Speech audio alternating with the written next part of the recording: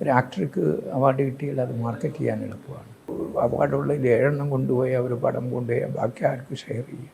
അതിൽ ഒഴിവാക്കിയത് ഈ മാർക്കറ്റിൻ്റെ തന്ത്രമാണ്. മൈക്കലാഞ്ചലോ എടുത്ത ന്യൂഡിറ്റി വലിയ ഇഷ്യൂ അല്ല, അതൊരു ഇൻറ്റൻസ് ആയിട്ടൊരു സ്റ്റഡി ആയിരിക്കും. പക്ഷെ ഡെവലപ്പ് ചെയ്തുകൊണ്ടിരിക്കുന്ന കൺട്രിയിൽ അതൊരു സെൻഷ്വൽ കണ്ടൻ്റായി. ഈ DVD എവിടെ വേണമെങ്കിലും സ്റ്റോപ്പ് ചെയ്യാം, റിവേഴ്സ് ചെയ്യാം. അത് ഞാൻ ഒരു ക്രിയേറ്റർ എന്നുള്ള നിലയ്ക്ക് ഞാൻ ആഗ്രഹിക്കാത്ത ഒരു കാര്യമാണ്. അല്ലാതെ അന്ന് അതിനെ പറ്റിയിട്ടൊരു ഫിലിം മേക്കർ തന്നെയാണ് പബ്ലിക്കിനോട് പറയാൻ തയ്യാറായത്, KG ജോർജിൻ്റെ മാതിരിയുള്ള. പക്ഷെ അപ്പോൾ അവരുടെ ഒരു സാംസ്കാരികമായിട്ടുള്ളൊരു ചോദ്യമാണ് അവിടെ ചോദിച്ചിരിക്കുന്നത്. ഇപ്പോൾ എന്ന സിനിമയുടെ പ്രകടനത്തിന് അല്ലു അർജുൻ അവാർഡ് ലഭിച്ചതൊക്കെ ആളുകൾ കുറച്ച് അത്ഭുതത്തോടു കൂടിയാണ് നോക്കിക്കാണുന്നത്. അപ്പോൾ ജൂറിയെ സെലക്ട് ചെയ്യുമ്പോഴാണ് ഇഷ്യൂ വരുന്നത്. ജൂറി സ്ട്രോങ് ആയാലും ഇഷ്യൂ വരില്ല. മോഹൻലാൽ ഒരു പെർഫോമർ എന്നുള്ള നിലയ്ക്ക് പുള്ളിക്കാരൻ ചെയ്തു കഴിഞ്ഞ കാര്യങ്ങൾ മറക്കാൻ ശ്രമിക്കുന്ന ഒരു വ്യക്തിയാണ്. വർഷങ്ങൾക്ക് മുമ്പാണ് കാൻസ് ഫിലിം ഫെസ്റ്റിവലിൻ്റെ പ്രസിഡന്റ് ജിൽസ് ജോസഫിന് വേണ്ടിയിട്ട് ഒരു അപ്പോയിൻമെൻറ്റിന് വേണ്ടി അന്നത്തെ യൂണിയൻ മിനിസ്റ്ററായ സുഷമ സ്വരാജ് ശ്രമിക്കുന്നു. അവർക്കത് ലഭിക്കുന്നില്ല. വളരെ എളുപ്പത്തിൽ അതൊരു മലയാളി, ഒരു ഇന്ത്യക്കാരനായ ഫിലിം മേക്കർ നേടിയെടുക്കുന്നു. പക്ഷേ ഈ സുഷമ സ്വരാജിന് ഇത്രയും പ്രൊലിഫിക്കായ ഫിലിം മേക്കറെ അറിയില്ല എന്നത് അന്നത്തെ കൗതുകകരമായ കാര്യമാണ്. സംസാരിക്കുന്നത് മഹാരഥനായ ചലച്ചിത്രകാരൻ ഷാജി എൻ കരുണിനെ പറ്റിയാണ്. നമസ്കാരം. നമസ്കാരം. അങ്ങനെ ഒരു അനുഭവം ഉണ്ടായിട്ടില്ലേ? അതുണ്ടായി. കാരണം സ്വതവേ പലപ്പോഴും ഈ ഇന്ത്യൻ സിനിമ എന്ന് ഐഡൻറ്റിഫൈ ചെയ്തിട്ടുള്ളത് ഹിന്ദി സിനിമയാണ്, ബോളിവുഡ് സിനിമ. അപ്പോൾ അതുകൊണ്ട് റീജിയണൽ സിനിമാസ് പലരുടെയും മുമ്പിൽ ഡിസ്കസ് ചെയ്യേണ്ടി വരുന്ന സന്ദർഭങ്ങളില്ലായിരുന്നു. അപ്പോൾ അത് ഉണ്ടാക്കുന്ന വ്യക്തികളെ കുറിച്ചിട്ടുള്ള ധാരണയും ആ കാര്യത്തിൽ അവരുടെ അറിവ് പലപ്പോഴും അതിന്നും ഇന്നത്തെ ബ്യൂറോക്രാറ്റ്സിനും ആ ഇഷ്യൂ ഉണ്ട്. അപ്പം ഒരു സിനിമ എന്നുള്ളൊരു യൂണിവേഴ്സൽ ലാംഗ്വേജ് ആയിട്ടല്ല അവർ കാണുന്നത്. അവരുടെ സിനിമ എന്ന് പറയുന്നത് ഈ ഒരു പക്ഷേ സ്റ്റാർഡം അനുഭവിക്കുന്ന ബോളിവുഡ് സിനിമയുടെ വക്താക്കളെ കൂടിയാണ് അവർ പഠിക്കുന്നതും കണ്ടുവരുന്നതും. ഇന്നത്തെ ഒരു അവിടെ സിനിമയെ സംബന്ധിച്ചിടത്തോളം തന്നെ ആദ്യത്തെ കാഴ്ചപ്പാടിൽ തന്നെ ഇതെങ്ങനെ കൊണ്ടെത്തിക്കണം എന്നുള്ള അവരുടെ അതിൻ്റെയൊക്കെ റിഫ്ലക്ഷൻസ് ആണെന്ന് തോന്നുന്നു ഈ ഫിലിം ബോംബെയിലും ഒക്കെ നമ്മൾ കാണുന്നത്. കാരണം സിനിമ എന്ന ലാംഗ്വേജിൻ്റെ റിയാലിറ്റിയും അതിൻ്റെ അടിസ്ഥാനപരമായിട്ട് അതിൻ്റെ ഗ്രോത്തും ഒരു പക്ഷേ ഒരു ഫിലിം മേക്കർ ഫിലിമിനെ കാണുന്ന പോലെ ആവണമെന്നില്ല. ഒരു ബ്യൂറോക്രാറ്റ് അല്ലെങ്കിൽ ഒരു പൊളിറ്റിക്കൽ മൈൻഡ് സിനിമയെ കാണുന്ന വിധം. അപ്പോൾ അവിടെ സംഭവിച്ച ഒരു ഇഷ്യൂ ആണ് ഇവിടെ പ്രതിപാദിച്ചത്. സിനിമയിലുള്ള സെൻസർഷിപ്പുമായി ബന്ധപ്പെട്ട് സാർ പല അവസരങ്ങളിൽ വാചാലനായിട്ടുണ്ട്. അതിൽ തന്നെ ഇപ്പോൾ അടൂർ ഗോപാലകൃഷ്ണനെ പോലുള്ള ആളുകൾ സെൻസർഷിപ്പ് എന്തിനാണെന്നുള്ള ചോദ്യം ഉന്നയിക്കുന്നുണ്ട്. ഇപ്പോഴും സെൻസർഷിപ്പ് എന്തിനാണെന്നുള്ള ഫിലിം മേക്കേഴ്സും ഈ സെൻസർ ബോർഡും തമ്മിൽ നിരന്തരമായിട്ടുള്ള വാഗ്വാദങ്ങളിലും സംസാരങ്ങളും നടന്നുകൊണ്ടിരിക്കുക തന്നെയാണ്. അവിടെയാണ് സാർ പണ്ട് പറഞ്ഞിരുന്ന ഒരു ഇൻസിഡൻറ്റ് ഞാൻ വെളിച്ചത്തിലേക്ക് കൊണ്ടുവരുന്നത്. സാർ ഭാഗമായിട്ടുണ്ടായിരുന്ന ഒരു കമ്മിറ്റിയിൽ, കേരള സ്റ്റേറ്റ് ഫിലിം കമ്മിറ്റിയിൽ, ഒരാളൊരു 8 വയസ്സുള്ള ഒരു കുട്ടിയെ ബലാത്സംഗം ചെയ്യുന്ന വിഷ്വൽസ്, അതാണ് ആ സിനിമയുടെ ആധാരം. അത് കൊണ്ടുവരികയും അത് സെൻസർഷിപ്പിൽ നിഷേധിക്കുകയും ചെയ്തു എന്നുള്ളൊരു സംഭവം വായിച്ചിട്ടുണ്ട്. എന്തായിരുന്നു അതിൻ്റെ സംഭവം? അങ്ങനെ ഒരു ക്രൂവലായിട്ടുള്ളൊരു വിഷ്വലിന് ഒരു ചലച്ചിത്ര ഭാഷ വേണ്ട എന്നാണോ അന്ന് കമ്മിറ്റി തീരുമാനിച്ചത്? അല്ല, അത് പുള്ളിക്കാരൻ അന്ന് ടൂള് ഒരു ബട്ടൺ സൈസിലുള്ള സ്പൈ ക്യാമറയിൽ ബട്ടൻ്റെ മാതിരി അവിടെ ദേഹത്ത് വെച്ചതിന് ശേഷം ആ കുട്ടി അങ്ങനെ ആ കുട്ടിയുടെ മാനസികാവസ്ഥയല്ല അയാൾ കണ്ടത്. അത് ക്യാപ്ചർ ചെയ്യാനുള്ള ഈ ടൂളിൻ്റെ ഇൻറ്റൻസിറ്റിയാണ് അയാൾ കണ്ടത്. അപ്പോൾ ആ ഇൻറ്റൻസിറ്റിയുടെ പുറത്താണ് ആ കഥ ഉണ്ടായത്. അപ്പോൾ അങ്ങനെ ഒരു ക്രിയേറ്റർ ശരിക്കും ചെയ്യപ്പെടുന്നുണ്ട് ആ കുട്ടിയെ. അപ്പോൾ എന്നിട്ട് ഇങ്ങനെയുള്ളൊരു സന്ദർഭം ഉണ്ടെങ്കിൽ ഇന്ന ഫോണിൽ വിളിച്ചാൽ ഹെൽപ്പ് കിട്ടുമെന്നുള്ളത് പറയാൻ വേണ്ടിയിട്ടാണ് ആ വിഷ്വൽസ് ഉണ്ടാക്കിയത്. അപ്പോൾ അത് ഉണ്ടാക്കണോ വേണ്ടേ എന്നുള്ളത് അയാളുടെ സംസ്കാരമാണ് നമ്മൾ ക്വസ്റ്റ്യൻ ചെയ്തത്. ആ സംസ്കാരം ഒരു പക്ഷേ ഒരു പബ്ലിക് എക്സിബിഷന് വേണ്ടിയിട്ട് അയാൾ അതിന് തയ്യാറായപ്പം അയാൾ ഏത് തരത്തിലുള്ള ഒരു ഒരു ക്രിയേറ്ററാണെന്ന് ക്വസ്റ്റ്യനബിളായിട്ട് നമുക്ക് ചോദ്യം ചെയ്യേണ്ടി വന്നു എന്നുള്ളത്. ഒരു 8-9 വയസ്സായ ഒരു കുട്ടിയെ തനിക്ക് ഈ ടൂളിൻ്റെ യൂസ് കാണിക്കാൻ വേണ്ടിയിട്ട് അത് ചെയ്യണമെങ്കിൽ അയാളെ സംബന്ധിച്ചിടത്തോളം അയാൾക്ക് ഫ്രീഡം ഓഫ് എക്സ്പ്രഷൻസ് ഉണ്ടാവുമായിരിക്കും. പക്ഷേ ഫ്രീഡം ഓഫ് എക്സ്പ്രഷൻസ് എന്ന് പറയുന്നത് ഒരു വലിയൊരു സമൂഹത്തെ സൃഷ്ടിക്കുകയും കുറച്ചുകൂടെ ഇൻറ്റൻസായിട്ട് ആലോചിക്കുകയും പെരുമാറുകയും ചെയ്യുന്ന വ്യക്തികളെ സൃഷ്ടിക്കുകയും ചെയ്യുമ്പോഴും ഒരു പക്ഷേ ഡെവലപ്പ് ചെയ്തുകൊണ്ടിരിക്കുന്ന ഒരു കൺട്രിയും ഡെവലപ്പ് ചെയ്ത കൺട്രിയും തമ്മിൽ ഒരുപാട് വ്യത്യാസമുണ്ട്. ഡെവലപ്പ് ചെയ്തൊരു കൺട്രിയിൽ മൈക്കലാഞ്ചലോ എടുത്ത ന്യൂഡിറ്റി വലിയ ഇഷ്യൂ അല്ല, അതൊരു ഇൻറ്റൻസായിട്ടൊരു സ്റ്റഡി ആയിരിക്കും. പക്ഷെ ഡെവലപ്പ് ചെയ്തുകൊണ്ടിരിക്കുന്ന കൺട്രിയിൽ അതൊരു സെൻഷ്വൽ കണ്ടൻ്റ് ആയിരിക്കും. അപ്പം അത് വളരേണ്ട സ്വഭാവം നമ്മൾ ഉണ്ടാക്കിയെടുത്തേ പറ്റുള്ളൂ. അപ്പോൾ ആ സംസ്കാരം നമ്മൾ ഉൾക്കൊള്ളുന്നതിൻ്റെ ഭാഗമായിട്ടും കൂടിയാണ് ഇതിനെ എങ്ങനെയാണ് നമ്മൾ ഒബ്സർവ് ചെയ്യുന്നത് എന്നതും കൂടി നമ്മൾ കൺസിഡർ ചെയ്യപ്പെടേണ്ടിയിരിക്കും. പക്ഷേ ഹെൽത്തി ആയിട്ടുള്ളൊരു ഫിലിം അറ്റ്മോസ്ഫിയർ, ഷൂട്ടിംഗ് അറ്റ്മോസ്ഫിയർ കൂടി നമ്മുടെ ചലച്ചിത്ര സങ്കേതങ്ങളുമായി ബന്ധപ്പെട്ട് ചർച്ച ചെയ്യപ്പെടേണ്ട കാര്യമില്ല. അപ്പം അങ്ങനെ ഒരു സംഭവത്തിൽ അങ്ങനെ ഒരു കുട്ടി ആക്രമിക്കപ്പെട്ടു അല്ലെങ്കിൽ ആ വിധത്തിൽ ആ കുട്ടിയെ ചിത്രീകരിക്കപ്പെട്ടു എന്നുള്ള രീതിയിൽ അതിനൊരു നിയമപരമായിട്ടുള്ള ആക്ഷൻ കൂടി അന്ന് എടുത്തു. പോലീസിനെ അറിയിച്ചു, പോലീസ് അറസ്റ്റ് ചെയ്തു. അങ്ങനെ ഒരു വ്യക്തിത്വം പിന്നീട് നമ്മൾ തന്നെയാണ് റിപ്പോർട്ട് ചെയ്തത്. ഒരുപക്ഷെ ഇയാൾ മെൻ്റലി അബറേറ്റഡ് ആളാണോ അതല്ലെങ്കിൽ ഒരു നോർമൽ വ്യക്തിയുടെ ചിന്തിക്കാൻ കഴിവുള്ള ഒരു വ്യക്തിയാണോ എന്ന് ഒരു സൈക്കാട്രിസ്റ്റിനെ കൊണ്ട് പരിശോധിക്കാനും ഏർപ്പാട് ചെയ്തിരുന്നു. ശ്രീ മോഹൻലാൽ, ശ്രീ മമ്മൂട്ടി രണ്ട് വലിയ ബൃഹത്തായ കലാ പാരമ്പര്യം അവകാശപ്പെടാനുള്ളവർ, രണ്ട് വലിയ ബോഡി ഓഫ് വർക്കുള്ള രണ്ട് കലാകാരന്മാരുമായും സിനിമ ചെയ്തിരിക്കുന്നു. ശ്രീ മമ്മൂട്ടിയുമായി ചേർന്ന് ചെയ്ത സിനിമ കുട്ടിശ്രാങ്ക്, ആ സിനിമയ്ക്ക് ഏകദേശം 7 നാഷണൽ അവാർഡുകൾ ലഭിച്ചു. ശ്രീ മമ്മൂട്ടിക്ക് അവാർഡൊന്നും ലഭിച്ചില്ല. ആ ഒരു അവാർഡ് പ്രഖ്യാപനത്തിന് ശേഷം ഇതേപ്പറ്റിയൊരു സംസാരം ഉണ്ടായിട്ടുണ്ടോ? അദ്ദേഹത്തിന് ഒരു വ്യസനം ഉണ്ടായിരുന്നു. അത് സംഭവിച്ചത് എന്താണെന്ന് വെച്ചാൽ പലപ്പോഴും ഒരു നാഷണൽ അവാർഡിൽ 7 എണ്ണം കൊടുക്കേണ്ടി വരികയും ഒരുപക്ഷെ ഈ ആക്ടേഴ്സിൻ്റെ വേണ്ടിയിട്ടാണ് എപ്പോഴും ഹിന്ദി സിനിമ പലപ്പോഴും അറിയപ്പെടുന്നത്. അതാണ് മാർക്കറ്റ്. ഒരു ആക്ടർക്ക് അവാർഡ് കിട്ടിയാൽ അത് മാർക്കറ്റ് ചെയ്യാൻ എളുപ്പമാണ്. അപ്പോൾ അന്ന് ഈ കൊടുത്ത വ്യക്തികൾ ഒരുപക്ഷെ ഒരു ഹിന്ദി വേറൊരു ഉദ്ദേശം കൂടി എൻ്റെ മനസ്സിൽ കരുതിയിട്ടുണ്ടാവണം. അത് നിർഭാഗ്യവശാൽ അത് കിട്ടിയില്ല എന്നുള്ളത് വളരെ വ്യസന സമയത്ത് ഞാനും അത് ഷെയർ ചെയ്യേണ്ടി വരുന്നു എന്നുള്ളതാണ്. കാരണം 6-7 പടം, ഒരു 10-50 അവാർഡുള്ളിൽ 7 എണ്ണം കൊണ്ടുപോയി ഒരു പടം കൊണ്ടുപോയി ബാക്കി ആർക്ക് ഷെയർ ചെയ്യും? അതിൽ ഒഴിവാക്കിയത് ഈ മാർക്കറ്റിൻ്റെ തന്ത്രമാണ്. ഇപ്പോൾ നാഷണൽ അവാർഡ് പ്രഖ്യാപനങ്ങളുണ്ടല്ലോ, അതിന് പലപ്പോഴും ഒരു ബോളിവുഡ് ഫിലിം നൈറ്റുമായിട്ടൊക്കെയാണ് ആളുകൾ താരതമ്യം ചെയ്യുന്നത്. പുഷ്പ എന്ന സിനിമയുടെ പ്രകടനത്തിന് അല്ലു അർജുൻ അവാർഡ് ലഭിച്ചതൊക്കെ ആളുകൾ കുറച്ച് അത്ഭുതത്തോടു കൂടിയാണ് നോക്കിക്കാണുന്നത്, ഉൾക്കൊള്ളാനാവുന്നില്ല. പലപ്പോഴും കുട്ടിശ്രാങ്കിലെ 3 വേഷങ്ങൾ ചെയ്ത് ശ്രീ മമ്മൂട്ടിക്ക് അവാർഡ് കൊടുക്കാതിരുന്ന ഒരു അത്രയും വിലമതിപ്പുള്ള ഒരു അവാർഡ് പുഷ്പ പോലെ ഒരു കമേഴ്ഷ്യൽ ടെംപ്ലേറ്റിനൊരു നായക നടൻ അവാർഡ് കൊടുക്കുന്നു. എവിടേക്കാണ് നമ്മുടെ നാഷണൽ അവാർഡുകൾ പോകുന്നത്? അത് ജഡ്ജ് ചെയ്യുന്ന ജൂറിയുടെ വിഷയമാണ്. ഈ ജൂറിയിൽ ഒരു അവാർഡ് കിട്ടിയുള്ളത് കൊണ്ട് അയാളുടെ ലോങ് റണ്ണിൽ അപ്പം ജൂറിയെ സെലക്ട് ചെയ്യുമ്പോഴാണ് ഇഷ്യൂ വരുന്നത്. ജൂറി സ്ട്രോങ് ആയാലും ഇഷ്യൂ വരില്ല. ജൂറിയുടെ സെൻസിബിലിറ്റി വെച്ചിട്ടാണ് ഈ പടങ്ങളെ ജഡ്ജ് ചെയ്യുന്നത്. അപ്പം ജൂറിയുടെ സെൻസിബിലിറ്റി അല്ല ഇവർ കെയർ ചെയ്യുന്നത്. ഇവർ ഈ പറഞ്ഞ മാതിരി ജൂറി എത്ര കണ്ട് സ്ട്രോങ് ആയിട്ടാണെന്നുള്ളത് മാത്രമാണ് നമ്മൾ കൺസീവ് ചെയ്യേണ്ടത്. അതിൻ്റെ കോൺസ്റ്റിറ്റ്യൂഷനും അതിനകത്ത് പ്ലേസ് ചെയ്യുന്ന വ്യക്തികളുടെ അറിവാണ് ഇമ്പോർട്ടൻ്റ്. ശ്രീ മോഹൻലാലുമായി ടി പത്മനാഭൻ്റെ കടൽ എന്ന കഥയെ സിനിമയാക്കുന്നു എന്ന് പറഞ്ഞിരുന്നു. മോഹൻലാലും സാർ എപ്പോഴും കാണുമ്പോൾ അതിനെപ്പറ്റി ചർച്ച ചെയ്യുമെന്ന് പറഞ്ഞു. എന്താണ് അതിൻ്റെ ഭാവി? അത് ആ കാലത്ത് ഭയങ്കര ഒരു ബഡ്ജറ്റഡ് ഫിലിമാണ്. ഇന്നിപ്പോൾ അത് കുറച്ച് ചെയ്യുക, എന്തെങ്കിലും ഒരു പ്രൊഡ്യൂസർ വരികയാണെങ്കിൽ ഞാനത് ചെയ്യും, കേട്ടോ, സംശയമില്ല. വനപ്രസ്ഥം ചെയ്തുകൊണ്ടിരിക്കുന്ന സമയത്ത് എന്താണോ ശൂന്യമായിരിക്കുന്നത് അതിലേക്ക് വന്നു നിറയുന്നു എന്ന ഡയലോഗ് പെർഫോം ചെയ്ത സമയത്ത് മോഹൻലാൽ നടൻ ഒരിക്കലും അങ്ങനെ ഒരു മൊമെന്റ് ഓൺ ചെയ്തിട്ടില്ല എന്ന് പറഞ്ഞിരുന്നു. എന്താണ് അതുകൊണ്ട് ഉദ്ദേശിച്ചത്? അല്ല, മോഹൻലാൽ ഒരു പെർഫോമർ എന്നുള്ള നിലയ്ക്ക് പുള്ളിക്കാരൻ ചെയ്തു കഴിഞ്ഞ കാര്യങ്ങൾ മറക്കാൻ ശ്രമിക്കുന്ന ഒരു വ്യക്തിയാണ്. അതാണ് പുള്ളിക്കാരൻ്റെ സ്ട്രെങ്ത്. അതുകൊണ്ടാണ് അടുത്ത ഒരെണ്ണം ചെയ്യാൻ പുള്ളിക്കാരന് ധൈര്യം കിട്ടുന്നത്.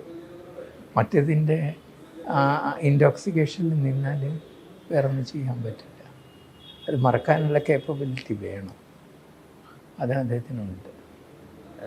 എപ്പോഴാണ് ഈ ഓളിന് ശേഷം പുതിയൊരു സിനിമ? KSFDCയുടെ റെസ്പോൺസിബിലിറ്റി ഏറ്റെടുത്തപ്പോൾ ഇതുമാതിരിയുള്ള ഒരു പുതിയ തലമുറയെ സൃഷ്ടിക്കാനുള്ള റെസ്പോൺസിബിലിറ്റി പോലും ഒരു ഫിലിം മേക്കറിൻ്റെ ആണെന്ന് അറിഞ്ഞതുകൊണ്ട് എൻ്റെ ക്രിയേഷൻ ഡിലേ ചെയ്തു, കേട്ടോ. ഇനിയൊരു ക്രിയേഷൻ ഉണ്ടാകാൻ സാധ്യതയില്ല? ചെയ്യണം. അതിപ്പം ഒരു പക്ഷേ ഇതിൽ നിന്ന് മാറിക്കഴിഞ്ഞാൽ എനിക്ക് അതിനകത്തുള്ള പണവുമുണ്ട്, അതിനകത്തുള്ള ആൾക്കാരുമുണ്ട്. അപ്പോൾ അതുകൊണ്ട് അത് ചെയ്യും. ലേഖയുടെ മരണം ഒരു ഫ്ലാഷ് ബാക്ക് എന്ന സിനിമ, ആ സിനിമ കേരളത്തിലുണ്ടാക്കിയ ഒരു ചർച്ചയുണ്ട്. അതിൻ്റെ അലയൊലികൾ ഇന്നും അവസാനിച്ചിട്ടില്ല. ലേഖയുടെ മരണം ഒരു ഫ്ലാഷ് ബാക്ക് എവിടെയാണ് പറഞ്ഞ് അവസാനിപ്പിച്ചത്, അതിൻ്റെ തുടർച്ചയായിട്ടുള്ളതാണ് ഇപ്പോൾ വരുന്ന ഹേമ കമ്മിറ്റി ഉൾപ്പെടെ എന്നുള്ളത് നമുക്ക് മനസ്സിലാക്കാൻ സാധിക്കും.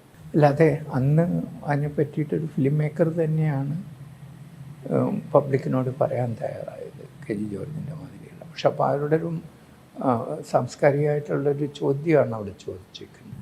ഇതിങ്ങനെ സംഭവിക്കുമ്പോൾ പലപ്പോഴും അത് കറക്റ്റ് ചെയ്യേണ്ട സന്ദർഭം സിനിമയ്ക്കുണ്ടെന്ന് സൂചിപ്പിച്ചുകൊണ്ടാണ് ഒരുപക്ഷെ ഒരു സ്ത്രീക്ക് ഒരു സമൂഹത്തിൽ ജീവിക്കാനുള്ള യോഗ്യത ഒരുപക്ഷെ ഈ പറഞ്ഞ പോലെ ശാരീരികമായിട്ടുള്ള സൗന്ദര്യം ഉപയോഗിക്കുന്ന രീതിയിലല്ല, അത് വേറൊരു രീതിയിലാണ് കാണേണ്ടത് എന്ന് ആ ചിത്രം നമ്മളോട് പറഞ്ഞു തന്നിട്ടുണ്ട്. അത് തന്നെ അന്ന് ആ കാലത്ത് ഒരു വലിയൊരു ഒരു വിഷനായിരുന്നു. ആ വിഷൻ പിന്നീട് ഈ ഹേമ കമ്മീഷൻ വന്നപ്പോൾ നമ്മൾ അതിലേക്ക് തിരിഞ്ഞു നോക്കുമ്പോൾ ഒരു ഫിലിം മേക്കർ കാലത്തിൻ്റെ മുമ്പിൽ സഞ്ചരിച്ച വ്യക്തിയായിട്ടല്ലേ നമുക്ക് കാണാൻ പറ്റുള്ളൂ.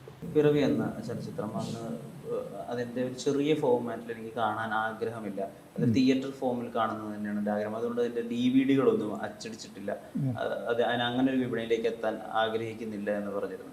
അതൊരു പക്ഷേ ആ സിനിമ കുറേയും കൂടി സിനിമാ വ്യക്തികളിലേക്ക് എത്തിക്കാനുള്ള ഒരു കുറവുണ്ടായതായിട്ട് പിന്നീട് തോന്നിയിട്ടുണ്ട്. അതിനെ കുറച്ചും കൂടി അങ്ങനെ ആക്കുകയാണെങ്കിൽ ഇന്നത്തെ കുട്ടികൾക്ക് കൂടി അത് എടുത്തു പിടിക്കാനൊരു സ്റ്റഡി മെറ്റീരിയൽ ആവുമായിരുന്നില്ല. പക്ഷേ ഈ നമുക്കെല്ലാത്തിനും ഈ DVD എന്ന് പറയുന്നതിന്, ഞാൻ സിനിമ എടുക്കുമ്പം തുടങ്ങിയത് മുതൽ അവസാനം വരെ ഒരുമിച്ച് ഒരു സംഗീതം ഞാൻ പാടുമ്പോൾ ആദ്യം മുതൽ അവസാനം വരെ കേൾക്കുന്ന ഒരാളാണ് അത് എൻജോയ് ചെയ്യുന്നത്. ഈ DVD എവിടെ വേണമെങ്കിലും സ്റ്റോപ്പ് ചെയ്യാം, റിവേഴ്സ് ചെയ്യാം. അത് ഞാൻ ഒരു ക്രിയേറ്റർ എന്നുള്ള നിലയ്ക്ക് ഞാൻ ആഗ്രഹിക്കാത്ത ഒരു കാര്യമാണ്. ഒരു തിയേറ്ററിനകത്ത് പോകുമ്പം അതിൻ്റെ ആദ്യം മുതൽ അവസാനം വരെ ഞാൻ പറയാൻ ഉദ്ദേശിക്കുന്ന കാര്യങ്ങൾ എങ്ങനെ അത് ട്രാൻസ്ലേറ്റ് ചെയ്തു എന്നുള്ളത് പഠിക്കാം. പക്ഷേ ഇത് മറ്റേതല്ല, പഠിക്ക് വെച്ച് നിർത്തി അത് കഴിഞ്ഞ് റിവേഴ്സ് ചെയ്താൽ അതൊന്നും ഞാൻ സിനിമ ഉണ്ടാക്കുമ്പോൾ ആലോചിച്ചിട്ടേ ഇല്ല. പിറവി എന്നുള്ള സിനിമ തന്നെ എടുത്തു നോക്കുകയാണെങ്കിൽ അത് രാജൻ കസ്റ്റഡി മരണവുമായി ബന്ധപ്പെട്ടിട്ടുള്ള ഒരു സിനിമയാണെന്ന് ആളുകൾ വ്യാപകമായി പറയുകയുണ്ടായി. പക്ഷേ അതല്ല, അത് കസ്റ്റഡി മരണങ്ങളെ മുഴുവനുമായും ആധാരിച്ചെടുത്താണെന്ന് പറയാം. പക്ഷേ ഇപ്പോഴും ആ സിനിമ ക്ലോസിലി ഒബ്സർവ് ചെയ്യുകയാണെങ്കിൽ എവിടെയൊക്കെയോ രാജൻ്റെ അച്ഛൻ്റെ തേങ്ങലാണ് ഞങ്ങൾക്കൊക്കെ റെസൊനേറ്റ് ആവുന്നത്. സാർ എന്താണ് ഈ ഒരു ഒബ്സർവേഷനെ പറ്റി ഫിലിം മേക്കർ എന്നുള്ള സാറിന് തോന്നിയിട്ടുള്ളത്? ഇത് പലപ്പോഴും ഈ നമ്മളെ പൊളിറ്റിക്കലായിട്ട് കൂടുതൽ മെസ്സേജ് കൊടുത്തേക്കുന്ന രാജനുമായിട്ടുള്ള ഒരു ഗവൺമെൻറ്റിനെ മറിച്ചിടാൻ പറ്റുകയാണ്. അപ്പോൾ ആ സന്ദർഭം നമ്മൾ പിറവിയായിട്ട് നമ്മൾ അന്ന് എല്ലാവരും കാണിച്ചു. പക്ഷേ ഇന്ത്യക്ക് പുറത്ത് ഈ പടം കാണിക്കുമ്പോൾ ഒരു കസ്റ്റഡി ഡെത്ത് അവിടെയും സംഭവിക്കാറുണ്ട്. അപ്പം അവർ അതിനെ ഐഡൻറ്റിഫൈ ചെയ്തുള്ളൂ. കാനിൽ പടം കണ്ട ഒരു വ്യക്തി അവിടെ വെയിറ്റ് ചെയ്തിരുന്നു, സീറ്റിലിരിക്കുകയാണ്. ഞാൻ പോയിട്ട് വിളിച്ചുകൊണ്ട് വന്ന്, അപ്പം സെക്കൻഡ് വേൾഡ് വാറിൽ മരിച്ച മകനെ വെയിറ്റ് ചെയ്തുകൊണ്ടിരിക്കുന്ന അമ്മയാണ് അവിടെ. അപ്പോൾ അതിപ്പം ഒരുപാട് ഏരിയകളിലേക്ക് കൺസീവ് ചെയ്യപ്പെട്ടിട്ടുണ്ട്. അതാണ് അതിനകത്തുള്ളൊരു. അപ്പോൾ അത് യൂണിവേഴ്സലായിട്ടുള്ളൊരു ഇൻ്റർപ്രിട്ടേഷനായിട്ട് എനിക്ക് കാണാൻ സാധിച്ചു എന്നുള്ളതാണ്. 29ാമത്തെ എഡിഷൻ IFFK ആരംഭിക്കാനായി പോകുന്നു. അതിൻ്റെ ഏറ്റവും പ്രധാന ആകർഷണം 2ാം എഡിഷനായ KFM, കേരള ഫിലിം മാർക്കറ്റ് നടക്കുന്നു എന്നുള്ളതാണ്. അപ്പോൾ അതിനെ കുറച്ചുകൂടി എക്സ്പ്ലെയിൻ ചെയ്ത് പറയുമ്പോൾ ലോകത്ത് തന്നെ ഏറ്റവും പ്രധാനപ്പെട്ട എഡിറ്റേഴ്സ്, സിനിമാറ്റോഗ്രാഫേഴ്സ്, മറ്റ് ഫിലിം പേഴ്സണാലിറ്റീസൊക്കെ ശില്പശാലകളിലൂടെയും B2B മീറ്റിങ്ങുകളിലൂടെയും ഒക്കെ സിനിമാ വിദ്യാർത്ഥികളോട് സംസാരിക്കുന്നു, അവരുമായി ഇടപഴകുന്നു എന്നുള്ളതാണ്. KFM-നെ പറ്റിയിട്ട് ഒന്ന് വിപുലീകരിച്ചാൽ. ഈ നമ്മൾ ഒരു വർഷത്തെ കഠിനാധ്വാനത്തിൻ്റെ പുറത്താണ് ഇവരൊക്കെ വരുന്നത്. അല്ലെങ്കിൽ ഇവിടെ ഒരു മാർക്കറ്റിനെ ഡെവലപ്പ് ചെയ്യണമെങ്കിൽ നമ്മൾ എങ്ങനെയാണ്, അല്ലെങ്കിൽ അവരുടെ നന്മ നമ്മൾ ചോദിച്ചു വാങ്ങി ഇവിടെ കൊണ്ടുവരികയാണ്. അറിയപ്പെടുന്ന ആൾക്കാരും ലോകത്തിൽ ആദരിക്കപ്പെടുന്ന വ്യക്തികളുമാണ് ഇത് വരുന്നത്. ഇങ്ങനെയുള്ളൊരു സന്ദർഭങ്ങൾ ഇതിനു മുമ്പ് കിട്ടുക വളരെ പ്രയാസമാണ്. പക്ഷെ അതെന്തിനാണ് കൊണ്ടുവന്നതെന്ന് ചോദിച്ചു കഴിഞ്ഞാൽ, നമ്മുടെ ഫിലിം ഇൻഡസ്ട്രിയിൽ വർക്ക് ചെയ്യുന്ന വ്യക്തികൾ ലോകം ഒരുപക്ഷെ സിനിമയെ കാണുന്ന വിധം എന്താണെന്ന് നേരിട്ട് സംസാരിക്കാനും ചോദിക്കാനും ഒക്കെ ഉള്ളൊരു സന്ദർഭമായിട്ടും കൂടി നമ്മളിതിനെ കാണുന്നുണ്ട്. അപ്പോൾ അവിടെ അവർക്ക് കിട്ടിയ ആ രംഗം വളരെ വലുതാണ്. കാരണം പലപ്പോഴും ഓസ്കർ നോമിനേഷൻ കിട്ടിയ വ്യക്തികൾ, അല്ലെങ്കിൽ സീസർ അവാർഡ് വിൻ ചെയ്ത വ്യക്തികൾ, മേജർ ഫിലിമിൽ മ്യൂസിക് കമ്പോസ് ചെയ്ത വ്യക്തികൾ, പിന്നെ സ്ക്രീൻ പ്ലേയിൽ അടിസ്ഥാനപരമായിട്ട് വളരെ വ്യക്തമായ ധാരണയോടുകൂടി മേജർ പടങ്ങൾ ചെയ്ത വ്യക്തികൾ, ഇപ്പം അതുപോലെ ഇനിയുള്ള ഫ്യൂച്ചറിൻ്റെ ടെക്നോളജി റെപ്രസെൻ്റ് ചെയ്ത് നിൽക്കുന്ന നമ്മുടെ വ്യക്തികളൊക്കെ സംസാരിക്കുന്ന ഒരു വലിയൊരു നോളജ് ഷെയറിങ്, ഇൻഫർമേഷൻ ഒരുപക്ഷെ നമുക്ക് ആർക്കും കിട്ടാത്ത ഇൻഫർമേഷൻ അവൈലബിൾ ആണെന്ന് പറയും. പക്ഷെ നേരിട്ട് നമ്മൾ സംസാരിക്കുമ്പോൾ കിട്ടുന്ന ഇൻറ്റിമേറ്റായിട്ടുള്ള അറിവുകൾക്ക്, അല്ലെങ്കിൽ ഫ്യൂച്ചറിൽ ഇപ്പോൾ ഒരു സിനിമ തിയേറ്ററിൽ പോയി കാണുന്നതും OTT പോയി കാണുന്നതും തമ്മിൽ ഒരുപാട് വ്യത്യാസമുണ്ട്. അതുപോലെ നേരിട്ട് സംസാരിക്കുമ്പോൾ അതിൻ്റെ ഇൻറ്റിമസിയും അതിൻ്റെ വാംത്തും ഷെയർ ചെയ്യാനായിട്ട് ഇൻഡസ്ട്രിക്ക്, ഈ കേരളത്തിലെ ഫിലിം ഇൻഡസ്ട്രിക്ക് ഒരു സാധ്യത ഒരുക്കി കൊടുക്കുക എന്നുള്ളതായിരുന്നു KSFDCയുടെ റെസ്പോൺസിബിലിറ്റി. അതിനുവേണ്ടി ശ്രമിക്കുകയും ഇവരൊക്കെ പലരെയും കൊണ്ട് നമുക്ക് കൊണ്ടുവരാനും സാധിച്ചതുകൊണ്ട് നമുക്ക് വ്യക്തമായി ഇൻഡസ്ട്രിക്ക് തീർച്ചയാണ് ഈ എങ്ങനെയാണ് അവരുടെ ഒരു സിനിമ ഉണ്ടാക്കുന്ന ഒരു പ്രാഥമികമായിട്ടുള്ള റെസ്പോൺസിബിലിറ്റിയിൽ നിന്ന് ഒരുപക്ഷെ മാർക്കറ്റ് ചെയ്യുന്നവരുള്ള തന്ത്രങ്ങൾ എങ്ങനെയാണ് ഐഡൻറ്റിഫൈ ചെയ്യേണ്ടതെന്നുള്ളത് ഈ ഒരു സമയത്ത് അവർക്ക് ഷെയർ ചെയ്യണം എന്നുള്ളൊരു വിശ്വാസത്തിൽ മാത്രമല്ല, സിനിമ കേരളത്തിൽ മാത്രമല്ല ഒതുങ്ങി നിൽക്കേണ്ടത്, ലോകത്തിലേക്ക് കൊണ്ടുവന്നെത്തിച്ചാൽ അവർക്ക് കിട്ടാവുന്ന വരുമാനങ്ങൾ ഇപ്പം പ്രതീക്ഷിക്കുന്നതിനേക്കാൾ ഇൻറ്റൻസായിട്ട് ഇപ്പോൾ $1 80 രൂപയാണ്. $5000 എന്ന് തന്നെ പറഞ്ഞാൽ തന്നെ നല്ലൊരു എമൗണ്ടായി. ഇപ്പം ഈ തുക കേരളത്തിനെ സംബന്ധിച്ചിടത്തോളം വലിയ തുകയാണ്. അപ്പോൾ ഒരു $50,000 ഒരു സിനിമയ്ക്ക് അവർക്ക് കൊടുക്കുക, $50,000 എന്നൊക്കെ പറയുന്നത് അവരെ സംബന്ധിച്ചിടത്തോളം, ഒരു പർച്ചേസറിനെ സംബന്ധിച്ചിടത്തോളം അവിടേക്ക് ഒരു ചെറിയ തുകയായിരിക്കും. പക്ഷേ ഇന്ത്യയെ സംബന്ധിച്ചിടത്തോളം അതേതാണ്ട് നല്ലൊരു റിട്ടേണും കൂടിയാണ് ഫിലിം മേക്കർക്ക്. അപ്പോൾ അങ്ങനെയൊക്കെയുള്ളൊരു സ്ഥലവും സൗകര്യവും ഒരുക്കി കൊടുക്കുക എന്നുള്ളത് ഇതിൻ്റെയും കൂടെ. അപ്പോൾ അവരുമായിട്ട് മീറ്റ് ചെയ്യുക, ഡിസ്കസ് ചെയ്യുക, എന്നേക്കാൾ കൂടുതലോ അല്ലെങ്കിൽ KSFDCയേക്കാളോ ആവശ്യം ഇൻഡസ്ട്രിയിലെയാണ്. അപ്പോൾ അതിനൊരു ഓപ്പർച്യൂണിറ്റി ഉണ്ടാക്കി കൊടുത്തു. ഇനി സ്വീകരിക്കേണ്ടത് അവരാണ്. സിനിമ വിദ്യാർത്ഥികൾ എങ്ങനെയാണ് ഈ ഒരു ക്യാമ്പിലേക്ക് എത്തിപ്പെടേണ്ടത്, എങ്ങനെയാണ് KSFDCയുമായി ഇതിന് ബന്ധപ്പെടേണ്ടത്, എത്ര ദിവസത്തെ ക്ലാസ്സാണ്, അതുകൂടി ഒന്ന് വിശദീകരിക്കാൻ വേണ്ടിയിട്ട്. ഇതിപ്പോൾ 3 ദിവസത്തെ ക്ലാസ്സാണ്. അതിൽ 2 ദിവസം നീണ്ടു നിൽക്കുന്ന സിനിമാറ്റോഗ്രാഫിക്കും മ്യൂസിക്കിനും ഇത് ഉണ്ട്. 2 ദിവസം അവരുമായിട്ട് നേരിട്ട് അവരുടെ തന്നെ പ്രാക്ടിക്കൽസ് കാണിച്ചു കൊടുക്കുകയും ഒരുപക്ഷെ യൂസ് ഓഫ് ലൈറ്റ്, സൗണ്ട് ഇതൊക്കെ അതിനകത്ത് കൺസീവ് ചെയ്യപ്പെടുക. അതുപോലെ തന്നെ ഈ പറഞ്ഞ മാതിരി ഈ മ്യൂസിക്, ഫിലിം കോമ്പോസിഷൻ എന്ന് പറയുന്നത് വളരെ ഡിഫറെൻ്റ് ആയിട്ടുള്ള, അല്ലെങ്കിൽ നമ്മുടെ സോങ് ക്രിയേറ്റ് ചെയ്യുന്ന മാതിരി അല്ല ഒരു സ്ക്രീൻ പ്ലേക്ക് വേണ്ടിയിട്ട് മ്യൂസിക് റീകൺസ്ട്രക്ട് ചെയ്യുന്നത്. അപ്പോൾ അത് ഇൻറ്റൻസായിട്ട് ചിലപ്പോൾ ഹാഫ് എ സെക്കൻഡ് മ്യൂസിക് ആയിരിക്കും, ചിലതൊരു 5 മിനിറ്റിൻ്റെ മ്യൂസിക് ആയിരിക്കും. ഇപ്പം പലരും അത് ശ്രമിച്ചിട്ടുണ്ട്. അതിൻ്റെയൊക്കെ പേരിലാണ് ഓസ്കറൊക്കെ റെക്കഗ്നൈസ് ചെയ്യാറുണ്ട്. അപ്പോൾ അതൊക്കെ അനുഭവിച്ചൊരു വ്യക്തികൾ നമ്മളോട് സംസാരിക്കുമ്പോൾ കിട്ടുന്ന ഇൻഫർമേഷൻ ഇവരുമായിട്ട് ഷെയർ ചെയ്യേണ്ടിയിരിക്കുന്നു. അപ്പോൾ അതൊക്കെ നമുക്ക് ഈ ഫെസ്റ്റിവലിൻ്റെ ഭാഗമായിട്ട് IFFK മാർക്കറ്റ് തിരിയുമ്പോൾ കിട്ടുന്ന സന്ദർഭമായിട്ടാണ് നമ്മൾ കൺസീവ് ചെയ്യപ്പെട്ടത്. ഇപ്പോൾ പണ്ട് പറഞ്ഞിരുന്നത് അത് ഒരു തമാശ എന്ന രീതിയിൽ പറഞ്ഞതാണോ എന്ന് എനിക്കറിയില്ല.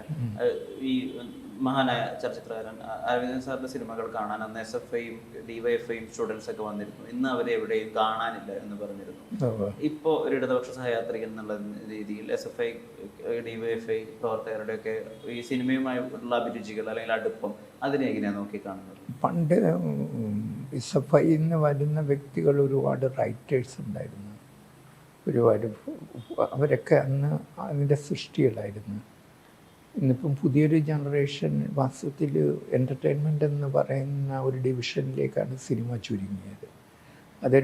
അപ്പം അവരെ സംബന്ധിച്ചിടത്തോളം ഈ പറഞ്ഞ മാതിരി 2 മണിക്കൂർ 3 ഇപ്പോൾ ഒരുപാട് ഫോം ഓഫ് എൻ്റർടൈൻമെൻ്റ് ഉണ്ട്, ഇൻക്ലൂഡിങ് ഈ പറഞ്ഞ മാതിരി സിനിമ മാത്രമല്ല, ക്ലബ്ബുകളുണ്ട്, അതല്ലെങ്കിൽ വേറെ ഒരുപാട് ഏരിയകൾ ഇതുമായിട്ട് റിലേറ്റ് ചെയ്തിട്ടുള്ള DJ എന്നൊക്കെ പറയുന്ന സംഭവങ്ങളൊക്കെ ഇപ്പോൾ നമുക്കറിയാവുന്നൊരു കാര്യമാണ്. അപ്പോൾ അങ്ങനെയുള്ള എൻ്റർടൈൻമെൻറ്റ് സിനിമ അല്ലെങ്കിൽ ആ ഭാഗം, ഇപ്പം മ്യൂസിക് തന്നെ വാസ്തവത്തിൽ സിനിമയുടെ സ്ലേവാണ്. മറ്റു പുറമേയുള്ള ഇൻഡിപെൻഡൻറ്റ് ഇൻഡസ്ട്രി അല്ല, സിനിമയിൽ കൂടിയാണ് മ്യൂസിക് വളരുന്നത്, മ്യൂസിക് ഡയറക്ടർ വരുന്നത്. ഇതൊക്കെ തെറ്റായിട്ടുള്ളൊരു വശമാണ്. അപ്പോൾ അതുപോലെ തന്നെ തെറ്റായിട്ടുള്ളൊരു വശം ഈ മ്യൂസിക് സിനിമയുടെ സ്ലേവായിട്ട് നിൽക്കുന്നത് മാറുന്ന പോലെ തന്നെ ഇപ്പോൾ എന്താണെന്ന് വെച്ച് കഴിഞ്ഞാൽ എൻ്റർടൈൻമെൻറ്റിൻ്റെ സ്ലേവായിട്ടാണ് ഈ പലപ്പോഴും ഈ സഹയാത്രികൾ അല്ലെങ്കിൽ അങ്ങനെയുള്ള വ്യക്തികൾ അതിനെ കാണുന്നത്. അപ്പോൾ അതിൽ നിന്ന് ഒരു ഡിപ്പാർച്ചർ നമുക്ക് ആവശ്യമാണ്. അത് ഒരു ഇൻഫർമേഷൻ കൊണ്ടും കൾച്ചറലായിട്ടുള്ള ഇൻറ്റ്യൂഷൻസ് കൊണ്ടും അതല്ലെങ്കിൽ ട്രാൻസ്ഫോർമേഷൻസും കൊണ്ടേ അവർക്ക് മാറ്റിയെടുക്കാൻ പറ്റുള്ളൂ. മറ്റവർ ആ സമയത്ത് അന്ന് നമ്മുടെയൊക്കെ പടങ്ങൾ കാണാനായിട്ട് വന്ന് കൈയടിക്കുകയും അല്ലെങ്കിൽ ഫിലിം സൊസൈറ്റി മൂവ്മെൻറ്റ് വളരെ സ്ട്രോങ് ആണ്. ഇപ്പോൾ ഫിലിം സൊസൈറ്റി മൂവ്മെൻറ്റ് വാസ്തവത്തിൽ നമുക്കറിയ പോലും ഇല്ല അവരെന്താ ചെയ്യുക എന്നുള്ളത്. അപ്പോൾ അവിടേക്കൊക്കെ നമ്മൾ തിരിഞ്ഞു നോക്കേണ്ട സന്ദർഭം കൂടിയായിട്ടാണ് ഇതിനെ കാണുന്നത്. അപ്പോൾ അതിൻ്റെയൊക്കെ ചുക്കാൻ പിടിക്കേണ്ടത് ഒരു UAFI, MSFI ഒക്കെ ആണെന്നുള്ളതാണ് ഞാനന്ന് സൂചിപ്പിച്ചത്.